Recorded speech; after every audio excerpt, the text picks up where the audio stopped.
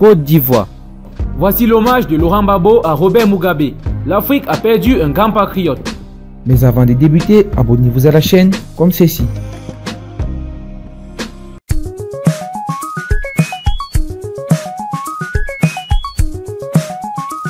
Robert Mugabe était le chef d'État le plus âgé de la planète. Depuis 1980, ce héros de l'indépendance a mené son pays d'une main de fer. Il avait remporté sans coup de ferry chaque élection présidentielle, notamment contre son éternel challenger et son ancien premier ministre Morgan, aujourd'hui hospitalisé en Afrique du Sud. Depuis Bruxelles, l'ancien président de la République de Côte d'Ivoire, par la voix de son porte-parole Kachina Nkone, a tenu à rendre un hommage au défunt ex-président du Zimbabwe. C'est avec une grande tristesse que j'ai appris le décès du 6 septembre 2019 de M. Robert Mugabe. Ancien président de la République du Zimbabwe, je m'incline avec respect devant sa dépouille et je salue la mémoire de l'homme d'État qu'il était. Je présente mes sincères condoléances à sa famille, au peuple et au gouvernement du Zimbabwe. Le Zimbabwe et l'Afrique ont perdu un grand patriote africain et un vaillant combattant pour la liberté. Sa lutte pour la libération de ses compatriotes du colonialisme britannique l'a conduit dans le maquis pendant plusieurs années et lui a valu 10 années de prison.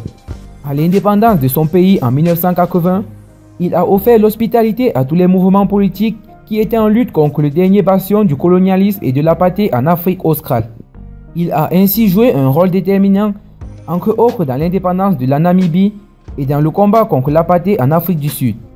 Malgré l'ostracisme dont lui et son gouvernement et son peuple ont été victimes pendant plusieurs décennies, de la part d'une partie du monde, le président Robert Mugabe est resté fidèle à ses convictions et a toujours dénoncé partout où il en avait l'occasion les nombreuses injustices qui continuent d'être faites au continent africain et aux peuples opprimés. Il mérite pour cela une considération de toute l'Afrique. C'est donc à juste titre et je m'en félicite que le gouvernement du Zimbabwe l'élève au rang de héros national. Que Dieu l'accueille dans son royaume et que son âme repose en paix, a affirmé le président Laurent Gbagbo dans un message apporté par son porte-parole, le ministre Kachina Nkone. Notons également que le président du Zimbabwe est décédé le 6 septembre 2019 à l'âge de 95 ans.